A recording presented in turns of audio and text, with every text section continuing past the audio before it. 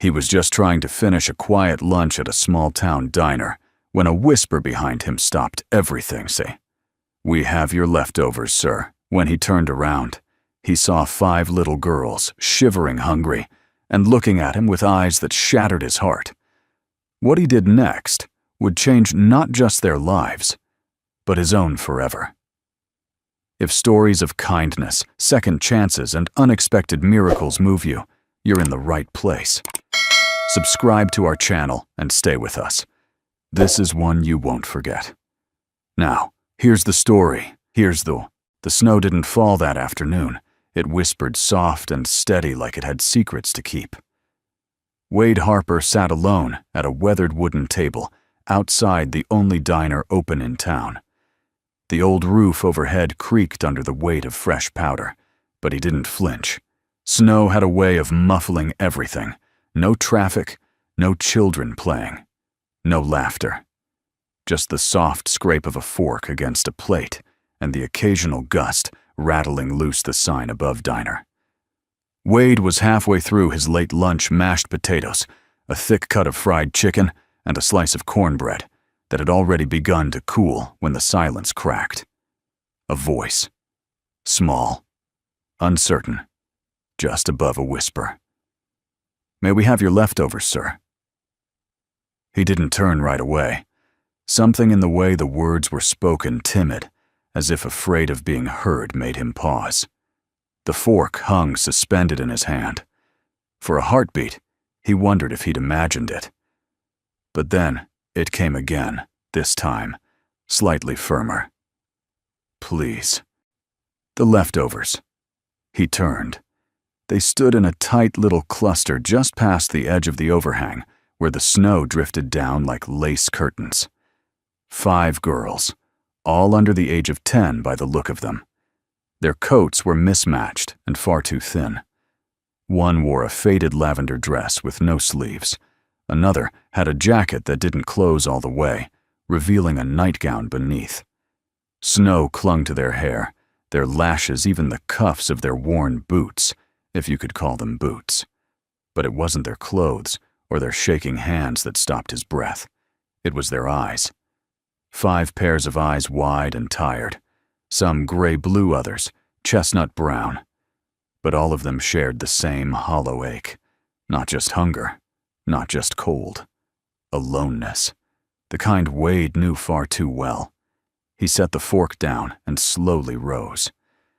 "How long have you girls been out here?" he asked, voice steady, though something inside him trembled. The tallest girl, maybe 8 years old, squared her shoulders. "A while. We didn't want to beg, but we saw you were alone." Wade glanced around. The diner was nearly empty, no one else outside, and just a waitress inside drying mugs behind the counter. No one had seen. Or if they had, they'd chosen to pretend otherwise. He gestured toward the bench across from him.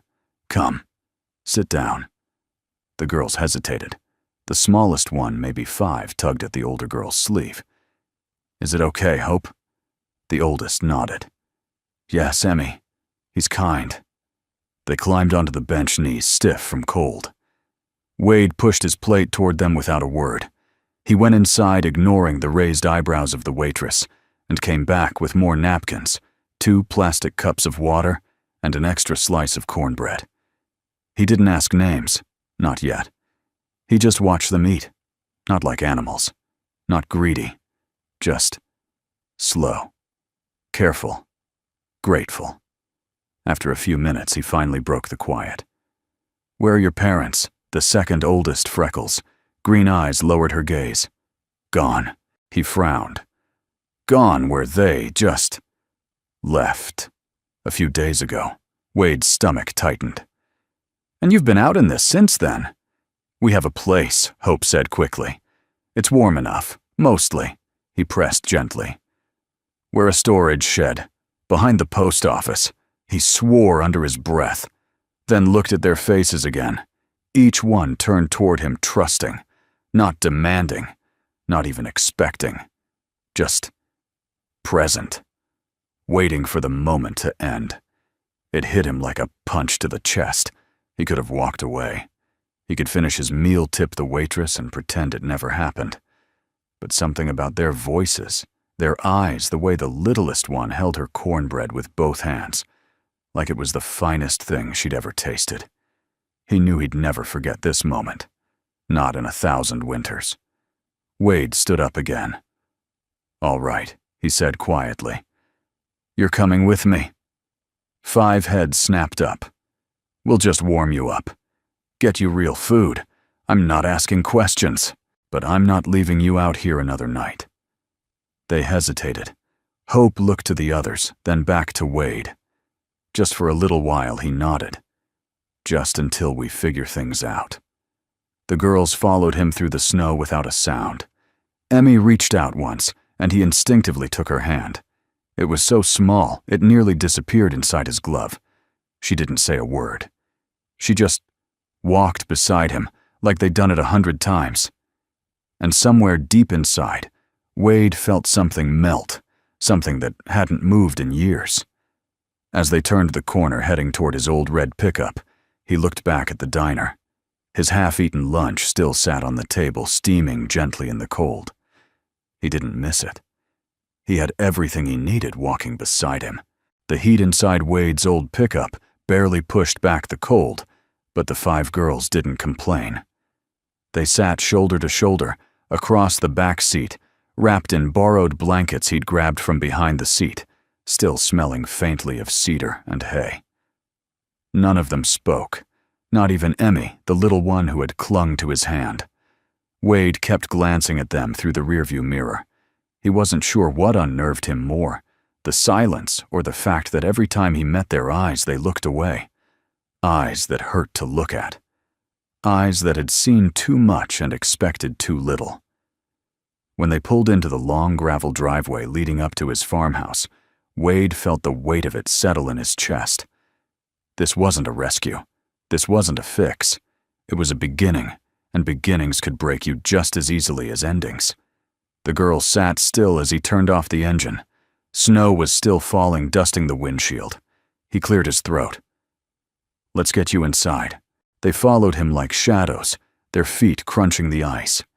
His house modest, white-paneled with a sagging porch, and one flickering light above the door hadn't seen children since Ellie, his wife, died 3 years ago. The thought clutched at him as he opened the door. It was too quiet, too clean, too lifeless. But not for long. The girls stepped in hesitantly, their eyes darting around like deer testing a clearing. Wade shrugged off his coat and hung it by the door, gesturing for them to do the same. Their jackets were wet and threadbare. One girl, the redhead with freckles, wore 2 mismatched gloves, one wool, one plastic. "Make yourselves at home," he said gently, but it came out awkward, like he wasn't sure what that even meant anymore. Hope, the oldest, gave him a small nod. "Thank you, sir." "Just Wade," he said. They nodded, murmured, "Thank you, Wade," and stood there waiting. For what he didn't know. Permission instruction. A sign this wasn't some kind of trick. He motioned toward the sofa. "Sit. I'll make something warm." They obeyed, slowly, carefully, as if afraid too much comfort would vanish if they touched it too fast. In the kitchen, Wade fumbled through cupboards, boiling water for cocoa, opening a can of soup, grilling cheese sandwiches. His hands moved on instinct, but his mind kept drifting. 5 girls. Alone. Hungry. With eyes that shouldn't know how to hide pain so well. When he returned to the living room, they were huddled on the couch beneath one shared quilt. Emmy had fallen asleep, head resting on Hope's shoulder. The other 3 sat upright, alert. He set the tray down and handed each girl a mug of cocoa, its steam fogging their cheeks. "Thank you," whispered one of the middle girls, Sophie, he learned later. Her eyes were stormy gray, her voice like falling snow. As they sipped and nibbled on sandwiches, Wade sat across from them in his armchair. The girls watched him, studied him. He cleared his throat. "So, your sisters?" Hope nodded. "Yes, sir. I'm Hope. That's Gracie, Sophie, Lily, and Emmy. They each gave tiny waves. Emmy's fingers barely moved in her sleep. You said your parents left you. Hope hesitated, then nodded again. Our mom said she'd be back.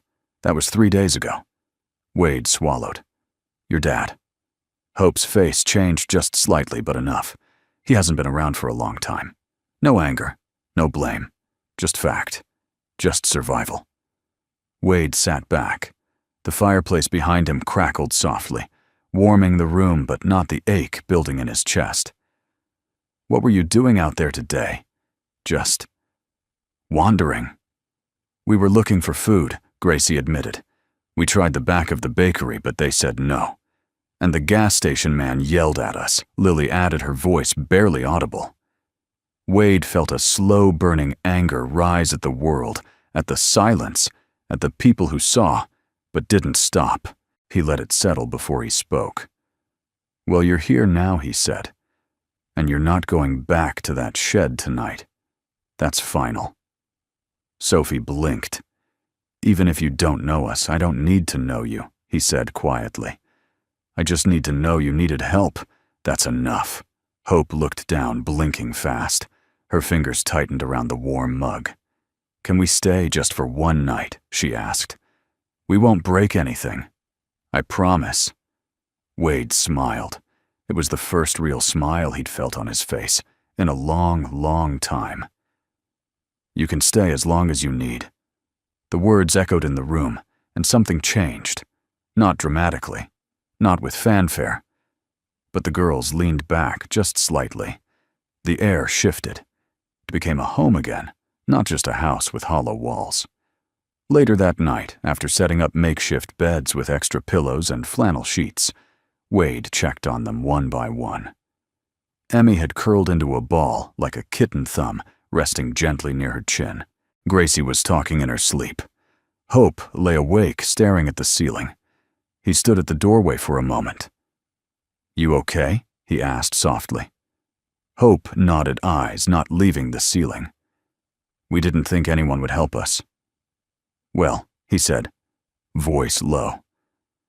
Maybe you knocked on the right door. She turned toward him, and her lips trembled. Good night, Wade. Good night, Hope. As he walked back down the hall, he paused by the living room window. The snow had stopped. The world outside glowed quiet, still blanketed in white. And in the hush of that night, Wade Harper, once a man frozen by grief, felt something stir in him again. The ache of purpose. The sun rose reluctantly behind a blanket of gray. Morning in Montana had a way of arriving without announcement. No brilliant colors.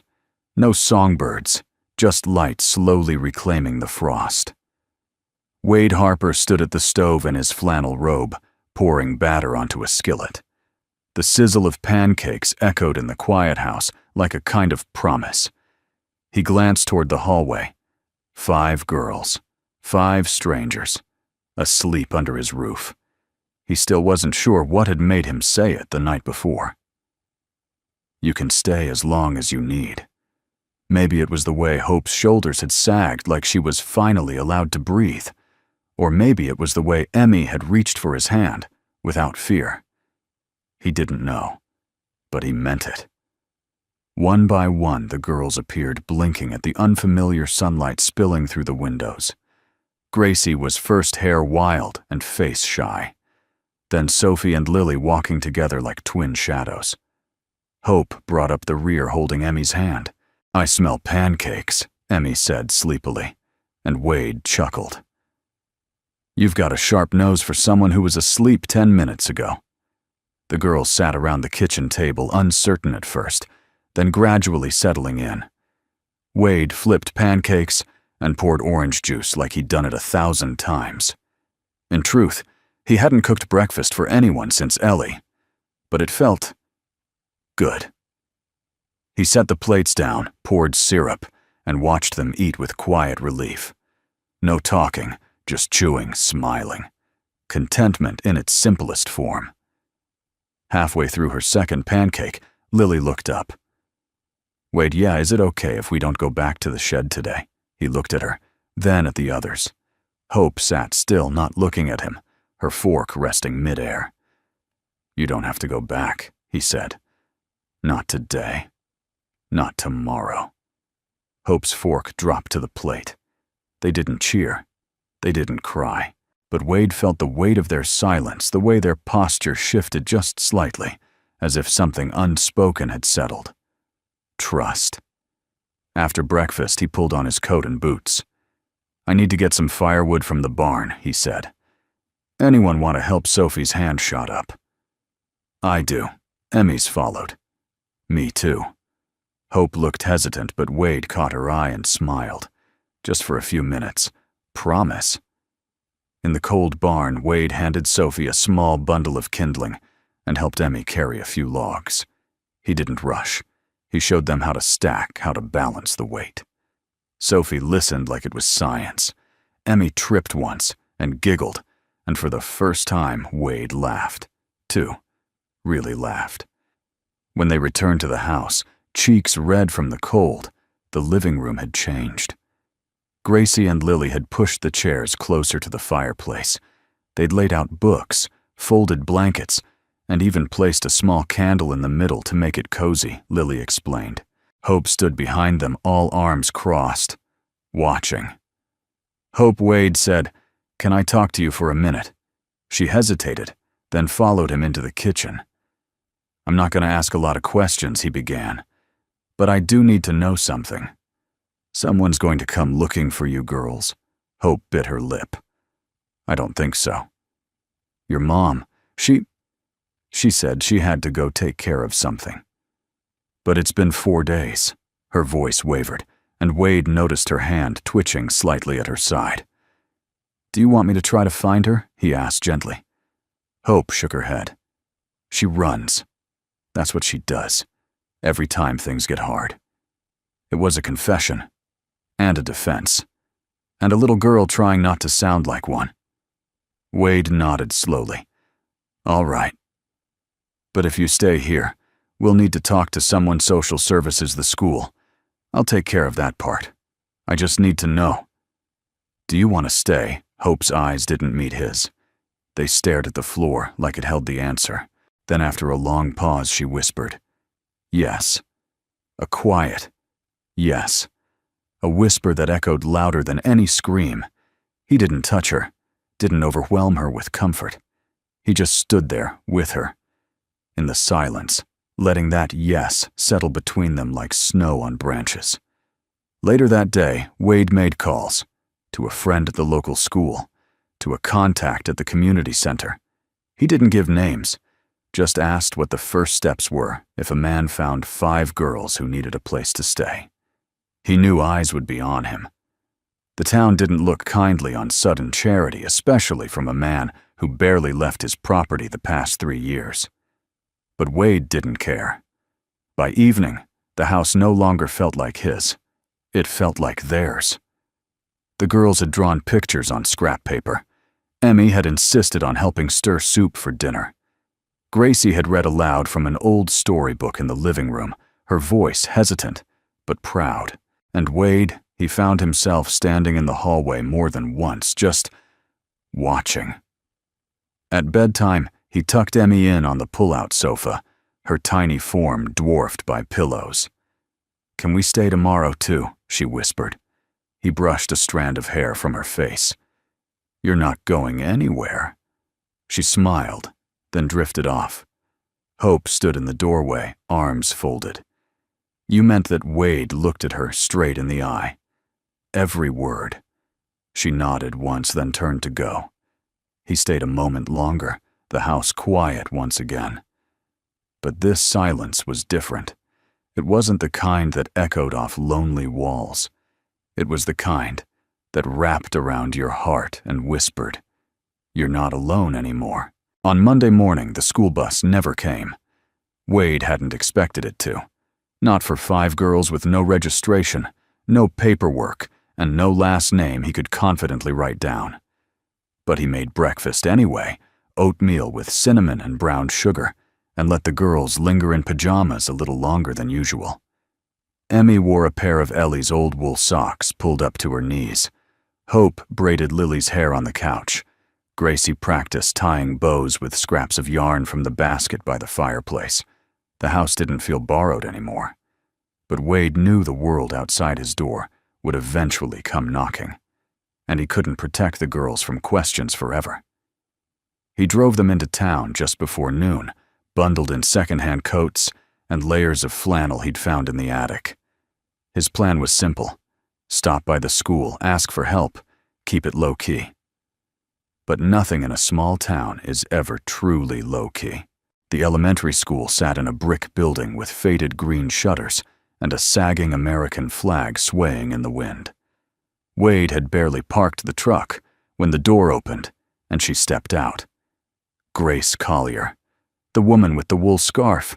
He recognized her from the post office once or twice, tall, composed, with a kindness in her eyes that wasn't performative. Today the wind whipped her dark hair across her cheek as she pulled her scarf tighter and walked briskly toward him. "You must be Mr. Harper," she said, voice warm despite the cold. "We heard you might be stopping by." Wade blinked. Already Grace smiled. News travels fast in Pine Hollow, especially when it involves 5 new little faces and one very unexpected single dad. He looked over at the truck where the girls were waiting. "They're not mine. Not by blood, anyway." Her expression didn't change. If anything, it softened. "Doesn't matter how they got here. They're here now. Let's start there." Inside the school's front office, Wade sat uncomfortably in a too-small chair, watching as Grace knelt to speak gently with each of the girls. She introduced herself as Miss Collier and asked only their first names. Emmy clung to Wade's leg at first, but within minutes, she was smiling and nodding at something Grace said about chocolate milk and story time. Later, Grace returned to the front desk where Wade waited. Normally, she said carefully, we'd need documentation, proof of guardianship, health records, everything. But given the circumstances, the principals agreed to let them attend for now just as guests. Wade exhaled. "Thank you." "Don't thank me," she said. "Thank the girls. They're the ones who broke our hearts in under 10 minutes. He offered a wry smile. "Yeah, they tend to do that." She studied him then, in a way that wasn't invasive but clear. "You didn't have to bring them here. You could have let someone else handle it. Called the sheriff, walked away. I know. But you didn't. I couldn't." That was all he said, and all she needed to hear. As they stepped outside, snow began to fall again, soft, hesitant flakes drifting like feathers. Grace tugged the end of her scarf around her chin and asked, "Do they have boots?" "Not really. Hats, only 2. Coats, barely." She nodded. "There's a community closet here. I'll pull what I can, and I run a little reading group after school. Nothing fancy. Hot cocoa, some books, a little calm. Might be good for them." Wade hesitated. "You're offering a lot." Grace tilted her head. "So are you." They stood in silence for a beat. The snow gathered in the creases of his coat sleeve. Her scarf fluttered in the wind like a banner of something quietly brave. "I'll bring them back tomorrow," he said. She smiled. "We'll be ready." Back at home, the girls scattered with renewed energy. Wade had never realized how much one school visit could lift their spirits. Lily made paper crowns for everyone. Sophie and Gracie drew chalk murals on the back porch. Hope stood at the window a long time watching the snow. "Do you like her?" she asked quietly. Wade looked up from the sink. "Who, the teacher?" "Miss Grace." He considered the question. "I think she sees people, really sees them. That's rare." Hope nodded. "She's not like Mom. Mom would have said no." Wade didn't press.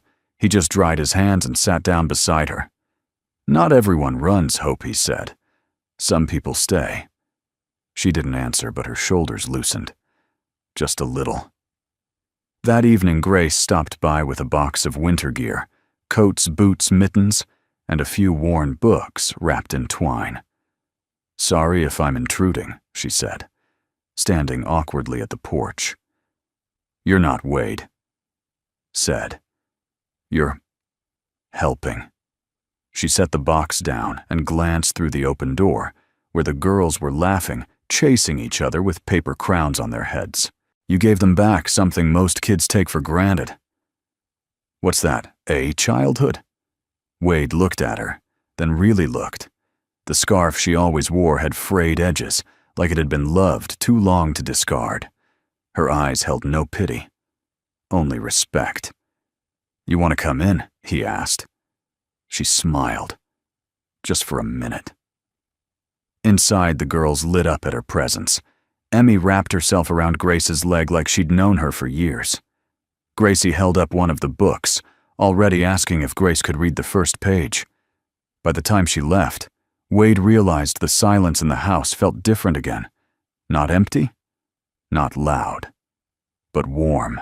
Wade had never given much thought to the upstairs guest rooms. For the past 3 years, they'd existed mostly as spaces he avoided, filled with boxes, memories, and the quiet weight of a life that had paused when Ellie died. Dust covered the windowsills. The beds hadn't been made in ages. One still had an old wedding quilt folded across the footboard.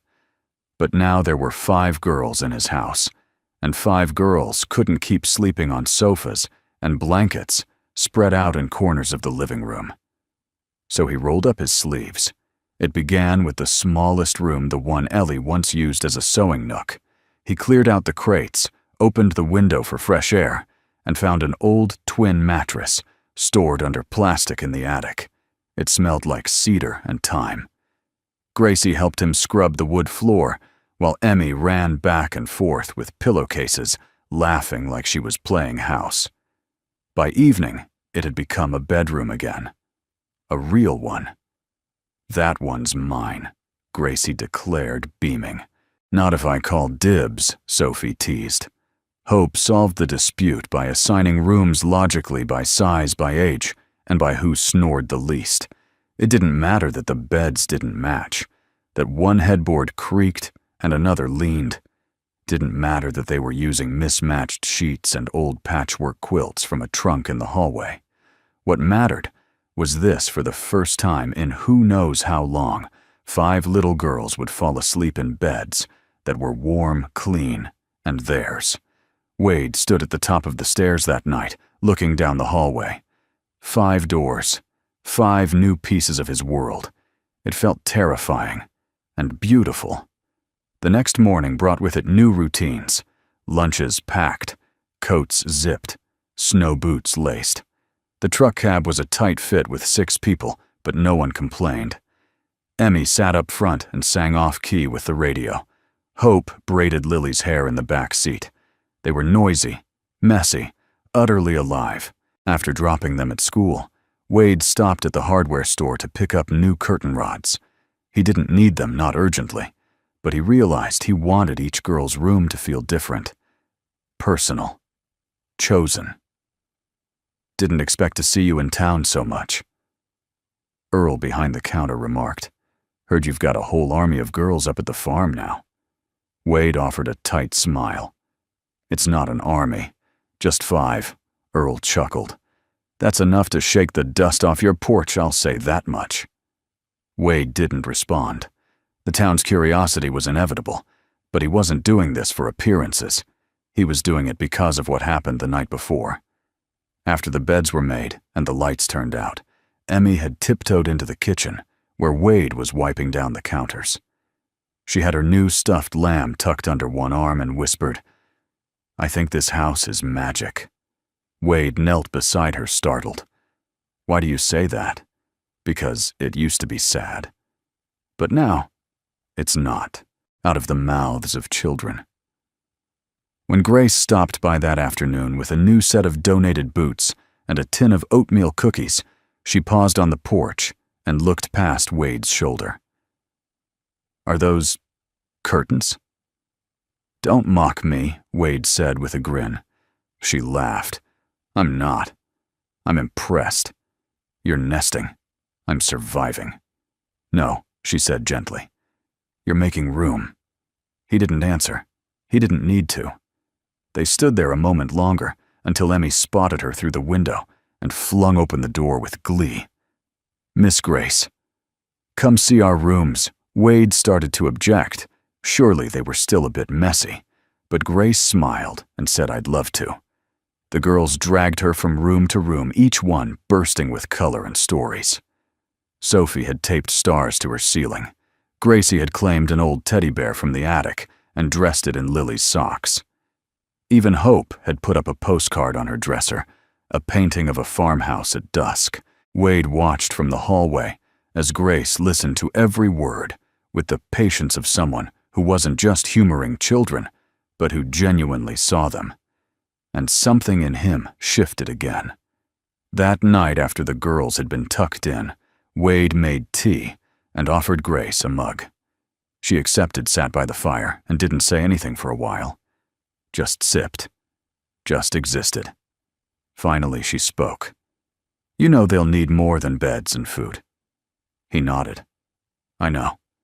They'll need answers, and someone to help them trust again." He looked into the fire. "I'm not perfect, Grace. I'm not asking you to be." He glanced at her, then really looked. The flicker of the firelight danced along her jawline. There was weariness in her expression, but also hope and quiet strength. "I don't know what I'm doing," he confessed. She smiled. "That's the best place to start." Before she left, Emmy ran down the hallway and tugged on Wade's shirt. "Can we stay forever?" He looked down at her tiny, upturned face. He didn't say yes, but he knelt, wrapped his arms around her, and whispered the only thing that felt true. "You're home now." It started with a glance.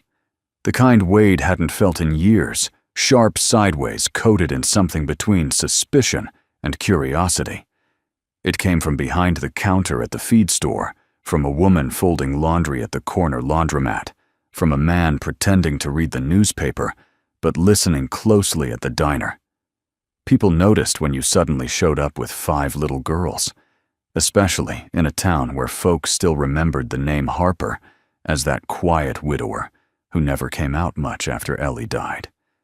By week 2, Wade could feel it pressing in, eyes following him down Main Street, whispers trailing his footsteps. "Did you hear? All 5 of them. No papers, no family just took them in like that." He wasn't ashamed, but shame had a way of seeping in when you were tired, and lately Wade was always tired. Mornings were chaos. Getting 5 girls dressed, fed, brushed, and packed into his pickup by 7:45 required the patience of a saint and the agility of a linebacker. Evenings were full of stories, spilled cocoa, bedtime routines, and tears that came out of nowhere. It wasn't just parenting, it was healing. And healing, he learned, was exhausting work. Still, Wade didn't complain. He didn't explain himself to strangers. He just kept going. Until the envelope arrived. It was left in his mailbox without postage. Just a folded sheet of paper handwritten in all caps. "You don't know who they are. You shouldn't be raising other people's children." Wade stared at it for a long time. Not angry, just disappointed. He burned the letter in the fireplace and didn't mention it to the girls, but he started locking the doors at night. The next day, Grace came by earlier than usual, carrying a folder and a set jaw. You heard she asked, setting the folder on the kitchen counter. Heard what County Child Services got an anonymous tip. Wade's hand stilled over the dish towel. Let me guess, unfit guardian kids, in danger, suspicious motives. All of the above. She sighed, rubbing her temple. They're sending someone out tomorrow. A home visit. Routine, they say. Routine, he echoed flatly. You don't have to be afraid, Grace said. You've done everything right. You kept them safe, got them in school, fed, clothed. But Wade, she lowered her voice. They don't know you like I do. That made him turn. Then how do they see me? Grace didn't flinch. A man who lost his wife, vanished from town for 3 years, and suddenly reappeared with 5 girls who aren't his. Wade closed his eyes. Grace stepped closer. But I see the man who builds them beds, who keeps cocoa warm on the stove, who learns how to braid, because Gracie asks him to." He smiled faintly. "I did a terrible job with that braid. Doesn't matter." She said it made her feel like she belonged. That night, Wade called the girls into the living room. Emmy sat in his lap. Hope leaned against the armrest, arms crossed, but listening. "I just want you all to know," he began. "There's a woman coming tomorrow. She's from the county. Her job is to make sure you're safe, to make sure I'm taking care of you the right way." Sophie blinked. "Are we in trouble?" "No, sweetheart," he said gently. "You're not. But she might ask you questions, and it's okay to answer them. Just tell the truth." Hope's jaw tightened. "What if she tries to take us?" Wade looked at her. "At all of them." "I won't let that happen." The next day, Wade wore a collared shirt and made sure the house smelled like cinnamon muffins. The girls dressed in their best, Gracie in a sweater Grace had given her Lily, in a velvet dress 2 sizes too big, but worn with pride. The caseworker arrived at 10. Her name was Diane Bell, and she had the kind of calm, practiced smile that said she'd seen it all and didn't surprise easily. She walked through each room with a quiet nod, inspected the fridge, observed the girls as they played. She asked questions about their routines, their meals, their safety. Wade answered honestly. So did the girls. At one point, Wade overheard Emmy whisper to her, "He lets me use the biggest spoon when we stir the oatmeal." By noon, Diane sat at the kitchen table with her notes and looked up at Wade. "I'll be candid," she said. "This situation isn't typical. No legal custody, no prior approval. You understand how that might concern the county." "I do.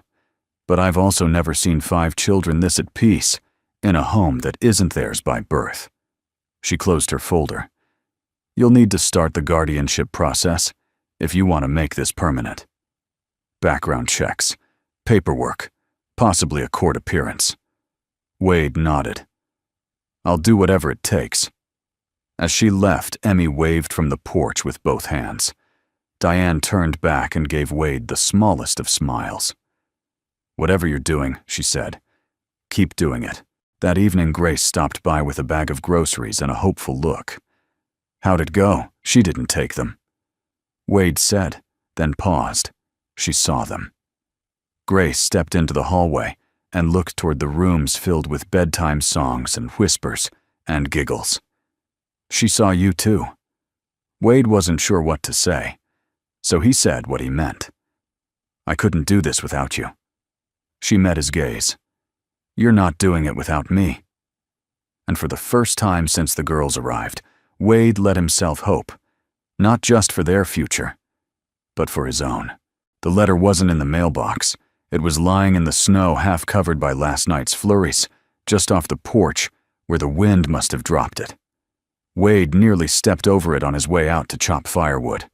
At first he thought it was trash, until he saw the name scrawled across the front in shaky ink. "To whoever's taking care of my girls." His breath caught. He bent down, slowly brushed off the snow, and turned the envelope over. No return address. Just a faint stain in one corner, like it had been wet long before the snow ever touched it. He went inside, sat down at the kitchen table, and opened it with a knife from the drawer. The paper inside was lined, torn from a notebook. The handwriting was uneven, like someone had written through shaking hands or tears. "To whoever has them. If you're reading this, then I guess you found them. I didn't mean to leave them. I didn't know what else to do. Their father came back. He found us. He promised he changed, but I saw it in his eyes, the same look before the bruises started again. I ran. I took the girls. We slept in a car for 3 nights before it died. Then we found the shed. I thought I could get us out, find work, come back with food. But I got sick and scared, and I couldn't face them empty-handed. I've watched from a distance. I saw how they looked at you, how they smiled, how they laughed. You gave them back their childhood. Something I couldn't hold on to. I don't deserve them. But they deserve you. Please, take care of them. And if you can't, tell them I tried. Empt. Wade stared at the letter for a long time, not blinking, not breathing. The words settled into his chest like stones dropped into a still lake. The ripples spread grief-anger, understanding something else he couldn't name. She hadn't abandoned them. She'd been running for their lives. He folded the letter slowly with a kind of reverence and tucked it into the pocket of his flannel shirt. Then he stood put on his coat and went to find Grace.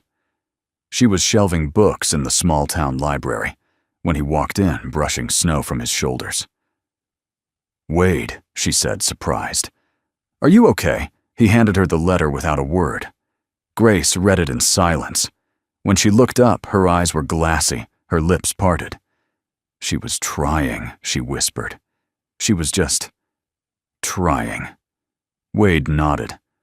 "I think she's still nearby. Watching. You think she wants them back? I don't know." Grace lowered the letter. "What are you going to do? I don't know that either." That night, he sat by the fireplace, the letter on the table beside him.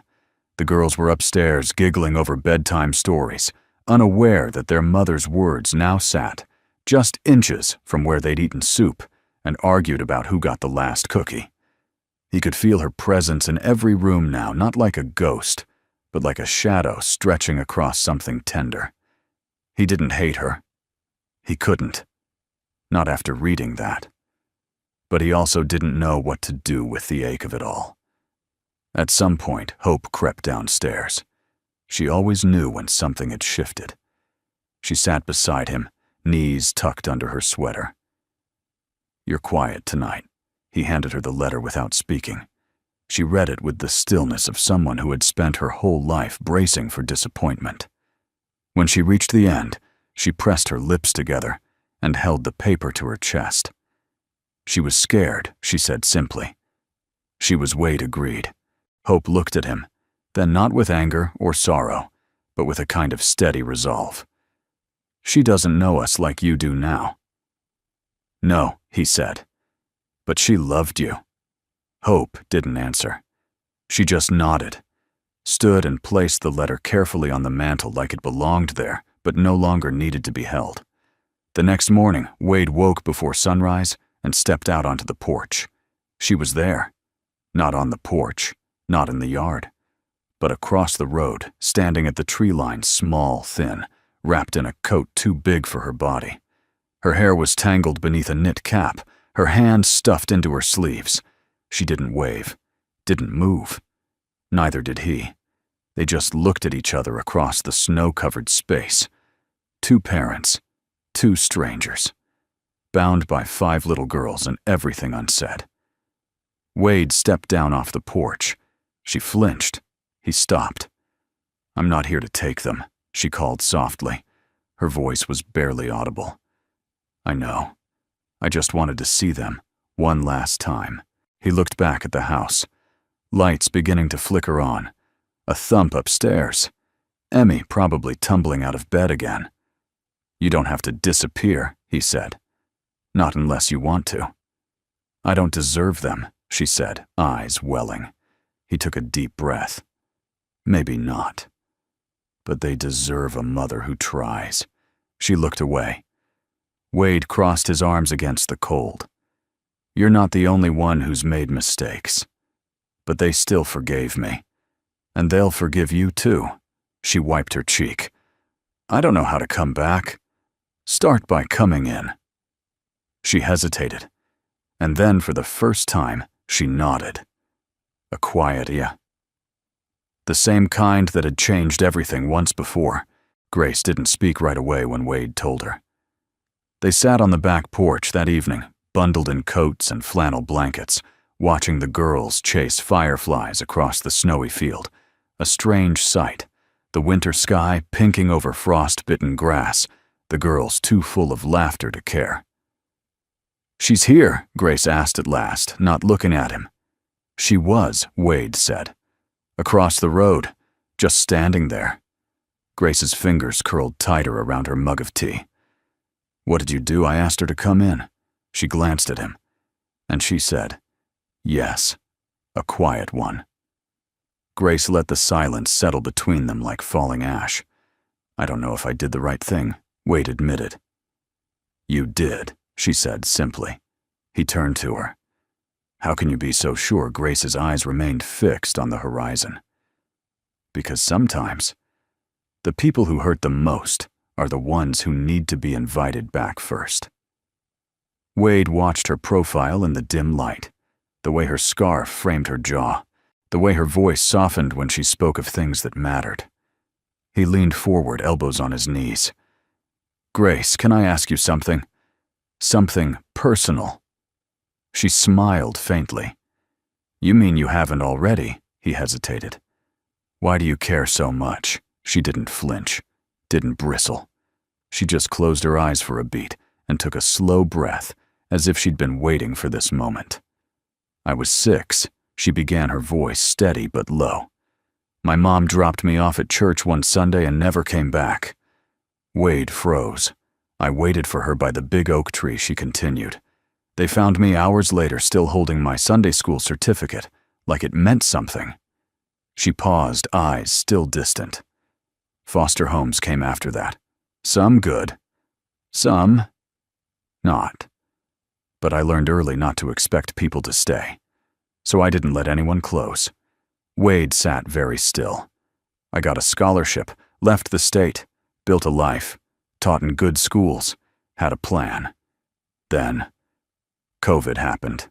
My dad, he wasn't in the picture either, but he died. And for some reason I came back here." She laughed once, bitter and soft. "Back to Pine Hollow. I thought maybe something was waiting for me." Wade swallowed. Was there? Her eyes found his. "Maybe. I'm still figuring that out." The porch light above them buzzed faintly. From the yard, Emmy's giggle rang out like wind chimes in motion. "They remind me of me," Grace said quietly. "But they're luckier. Because they have you." Wade looked down at his hand, scarred and weathered. "I'm not what they need, Grace." She turned toward him, her expression sharp but kind. "Wade, you showed up. That's more than most people do." He didn't answer. He didn't know how. Grace shifted closer, resting her mug on the porch rail. "You know what broke me the most back then." He looked up. No one explained it. No one told me I wasn't the reason she left. So I assumed I was. She let the words hang between them, heavy and true. "That's why I stay close to kids like yours," she said. "Because sometimes the difference between a wound and a scar is just one adult who says, 'It wasn't your fault.'" Wade leaned back, staring at the night sky. She left them, Grace. Even if she was scared, she left. "And now she's back," Grace replied. "That matters too. She says she's not ready. No one ever is." Wade looked at her. "You're not just here for them, are you?" Her eyes softened. "No, I'm not. It wasn't a confession. It was a bridge." And Wade didn't hesitate. He reached across the space between them and took her hand. It was cool from the night air, but steady. They sat that way for a long time, just breathing, just being. And then the door creaked open. Hope stepped onto the porch, arms crossed. "She's here," the girl said quietly. Wade stood releasing Grace's hand. "We're in the kitchen." Gracie let her in. Wade nodded. "Okay." Hope didn't move. Her jaw worked. Her eyes glistened. "I don't hate her," she said. "I know. I'm just not ready either." "You don't have to be," Wade told her gently. "You just have to be honest." Hope looked up at him. "Are you going to send us away?" "No," he said. "Never." Her shoulders fell in relief and she turned back inside. Wade looked at Grace. "You coming?" She smiled. "Not tonight. This part's yours." He squeezed her hand once more, then stepped into the warm glow of the kitchen. The woman Mara stood by the sink wringing her hands. Her coat was damp from melted snow, her eyes red-rimmed. She looked up as Wade entered. "I shouldn't have come." He shook his head. "You should have. I don't know what to say to them." "Then don't say anything yet. Just sit. Just be here." She nodded slowly.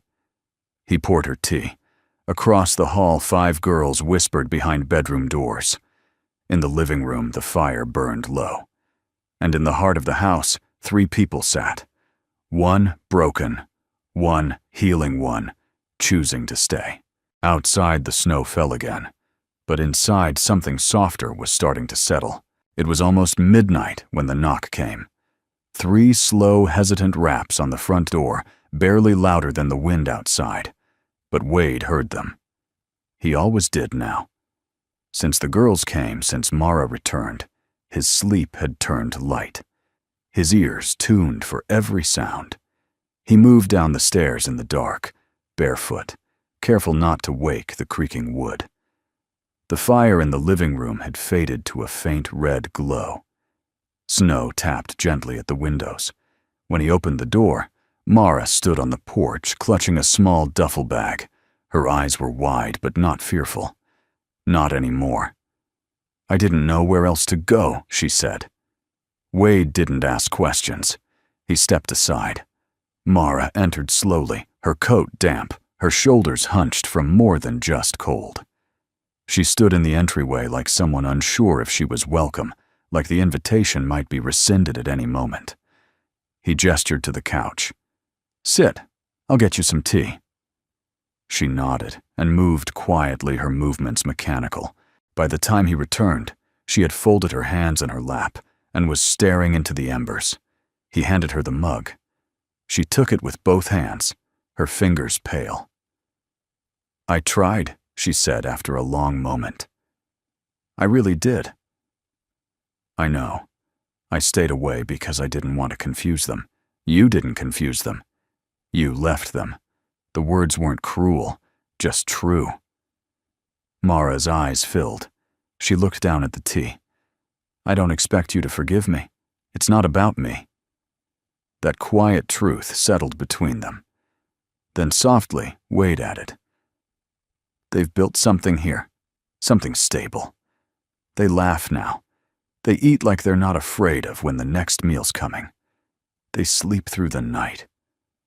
"I've seen," she whispered, "from the trees, from the road. I didn't know where else to go, Wade. I kept thinking I'd figure it out. Be better. Be something. You don't have to be perfect." She looked up. "What do I have to be present?" he said. "Just show up. Every day, even when you're scared." Mara let out a shaky breath. "I don't know how to be a mother anymore." "They don't need perfect," Wade said. "They just need you. Whole. Honest. Here." She looked at him with something between awe and disbelief. "Why are you being kind to me?" Wade's gaze didn't flinch, because someone has to be. She nodded slowly. "Can I stay here tonight?" "Yes," he said. "But tomorrow, we tell them you're here. No hiding. No slipping out again. I promise." The word was so soft, so fragile that Wade almost didn't hear it. But it was there. He left her with a blanket and the couch, then moved quietly up the stairs. The next morning, the girls came down to the smell of toast and the sight of their mother sitting silently at the kitchen table. Mara stood as they entered, wringing her hands again, unsure of whether she should smile, speak, or fold into herself. Hope was the first to break the stillness. She didn't run. She didn't cry. She just looked her mother in the eyes and asked, "Is it real this time?" Mara nodded, eyes shimmering. "I want it to be." Hope nodded. Once then went to the cabinet and grabbed 6 plates instead of 5. It wasn't forgiveness. Not yet. But it was something. Later that day, Wade sat with Grace in the school library, while the girls attended reading circle. He told her everything. The knock, the promise, the look in Mara's eyes. Grace didn't say much. She just listened. You think I'm being reckless? He asked quietly. I think you're being human. Wade looked at her, the way her scarf curled at the edge of her collar, the steadiness of her hands even when her voice trembled. I still don't know what this is, Grace, he admitted. This life. With them. With you.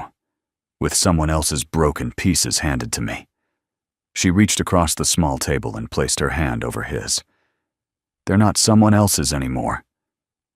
Wade exhaled slowly. That night, when he returned home, he found Mara on the porch, with Hope wrapped in quilts, sipping hot cocoa in silence. Gracie and Sophie were baking cookies inside. Lily was curled up on the rug, with Emmy drawing stars on a paper plate. The house was alive. And for the first time in years, Wade didn't feel like he was waiting for something to collapse. He felt present. Mara stood when she saw him. I've called a social worker. I'm ready to start the paperwork. I want to do this right. Wade nodded. You don't have to do it alone. She looked at him gratefully. You sure? No, he said, honestly. But I'm willing. The door creaked open again and Grace stepped in. Wade hadn't expected her that evening. She wore her usual wool scarf, cheeks flushed from the cold. Her eyes swept the room, then landed on him. I brought over the girls' winter journals. Thought you might want to see what they've been writing. He took the folder from her, their fingers brushing. The house fell still for a moment. 5 girls, 1 mother, 1 man who had once thought his heart was beyond repair, and 1 woman who had shown him it wasn't. Then someone knocked over a tray of cookies. Gracie shrieked. Lily laughed. And Emmy yelled, "Floor cookies are still cookies." Everyone moved. But Wade just stood there, the folder in his hand, the noise around him, and the warmth inside so real he could hardly breathe. That knock at midnight hadn't broken anything. It had opened everything. The snow returned in the second week of February, thick and heavy, like a memory that wouldn't leave. Wade stood at the kitchen window, watching the wind sculpt white dunes along the fence line. Inside the house had never been warmer, not just from the crackling stove or the wool blankets draped across every chair, but from the laughter that now echoed freely through its walls. Emmy was teaching Gracie how to make snow angels on the hardwood floor using flour instead of snow. Lily and Sophie were turning paper towel rolls into telescopes, peering at Hope like she was the moon. And Mara, no longer just a ghost, at the table was kneeling in the hallway, helping Lily tape up their new official chore chart, scrawled in rainbow marker. Wade stepped away from the window and into the heart of it all. He'd once believed that silence was his safest companion. Now he realized how deeply he'd mistaken silence for peace. This chaos, this warmth, was what his soul had been starving for. Later that afternoon, he loaded the girls into the truck for a drive into town. He didn't tell them why. They passed snow-covered barns and telephone poles strung with icicles. When he pulled up outside the Pine Hollow courthouse, they all looked at him with a mixture of confusion and curiosity. Mara stepped out first, the wind tugging at her scarf. Wade followed, then turned to the girls. "Come on," he said. "Today's a big day." Inside the building, Diane Bell, warm-eyed and professional, as ever met them with a clipboard and a knowing smile. Wade crouched beside the girls. "We're here to begin something, not to end anything." Hope looked up. "What do you mean?" He swallowed, gently placing a hand on her shoulder. "It means today we start the process of becoming your legal guardians, Mara and me. No more temporary. No more uncertain." Gracie's eyes widened. "You mean you're gonna be our real family?" Wade nodded. "As real as it gets." Hope blinked hard, her lower lip trembling. Even me, Wade pulled her into his arms. "Especially you." The paperwork wasn't romantic. It wasn't cinematic. It was long filled with terms like guardianship affidavit and residency affidavit and checkboxes for things like immunization status and known allergies. But each line was a promise. Each signature, a new stitch in the fabric they were weaving together. As the girls huddled on a bench coloring quietly with pens Diane had offered them, Wade and Mara signed the final page. When it was done, Diane smiled. "You know," she said, "in all my years, I've never seen a guardianship packet filled out with such heart." Mara let out a soft laugh. "I think they filled us out, too." That evening back home, Hope asked if they could do something special. A party, she said. A family party. They strung old Christmas lights across the living room even though it was mid-February. Sophie made a "Welcome to our forever home" sign. Gracie drew caricatures of each member of the family, Mara, with big hoop earrings, Wade with a cowboy hat he definitely did not own, and all 5 girls in superhero capes. Grace arrived just before sundown, carrying a pie and her now familiar gentle smile. She didn't ask if she was welcome. She simply stepped in and became part of it. Emmy insisted they all take turns saying what they were most thankful for. When it was Wade's turn, he stood near the fireplace, pie plate in one hand, and looked around the room. "I'm thankful," he said slowly, "for second chances, for the kind of love that doesn't arrive all at once, but builds quietly, faithfully over time." He looked at the girls, at Mara, at Grace. "And I'm thankful," he added, "that I didn't listen to the part of me that said I couldn't do this, that I wasn't enough." Hope was the one who broke the silence. She stood, walked over, and slipped her hand into his. "You're more than enough," she whispered. Later that night, after the girls had gone to bed, Wade and Grace stepped out onto the porch. The snow had stopped. The sky was clear, full of stars. "They're safe," Grace said. "They are." Wade agreed. "And you?" she asked softly. He looked at her. "I'm finally starting to believe I am too." She reached into her coat pocket, pulled out a small wooden box. I was going to wait, but this felt right. Inside was a pocket-sized photo album. On the front, the word "Ours" was engraved. She opened it to reveal the first picture: Wade sitting at the diner table that snowy day, the 5 girls across from him, taken from a distance, slightly blurred, but unmistakable. "I took it the day I first heard about you," Grace said. "Didn't even know who you were yet. But something told me I should remember this." Wade's throat tightened. He closed the album carefully, then looked at her. "You've been part of this from the beginning, haven't you?" Grace nodded. "From the second I saw the way Emmy looked at you." Wade smiled, then reached out, gently brushing a strand of hair from her cheek. "I don't know what comes next," he said, "but I know I want you in it." Grace's voice was barely a whisper. That's all I needed to hear. They didn't kiss. Not yet. But they stood there together, side by side, beneath a sky full of stars, and the quiet hum of a house behind them that no longer echoed with loneliness. Not a house anymore. A home. Spring in Montana didn't arrive like a song. It crept in softly, almost shyly. Patches of brown pushing through the white, a single crocus blooming against the base of the porch, the way the morning sun lingered a little longer on the kitchen floor. Wade noticed it first outside the barn, where the snow had melted in a perfect semicircle, revealing green beneath. He stood there one morning, boots sinking into the soft ground, and realized something he hadn't allowed himself to feel in years. Hope, not just for the girls, not just for Mara, but for himself. Inside the house, life had taken on a rhythm, messy, beautiful, unpredictable. Emmy had learned to whistle, and did so constantly, mostly off-key. Gracie was on her 3rd chapter book, and had begun narrating her day like a novel.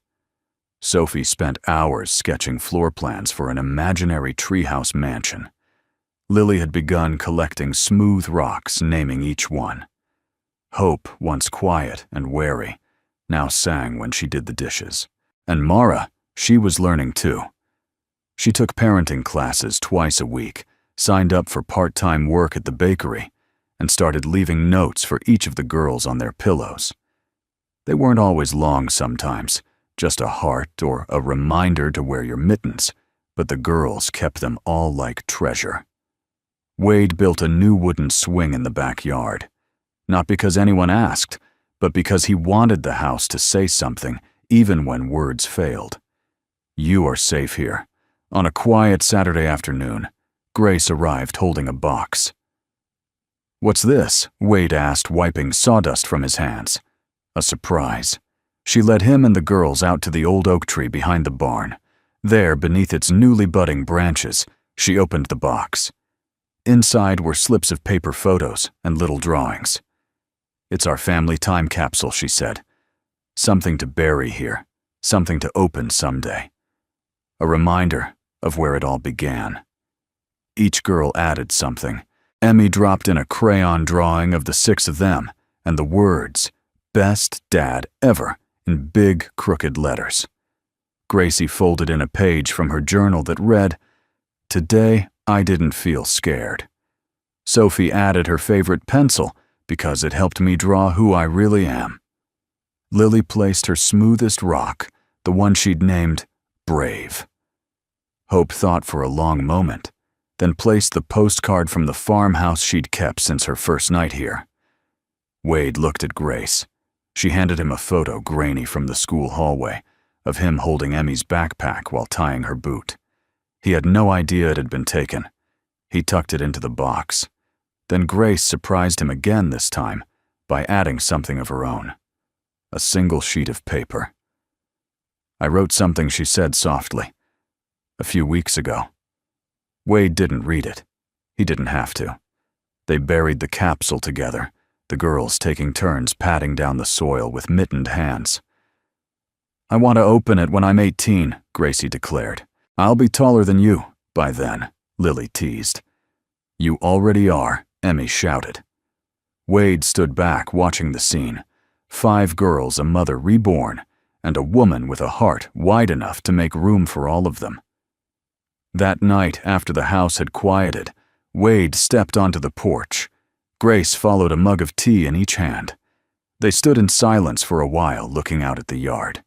The first stars blinked into view.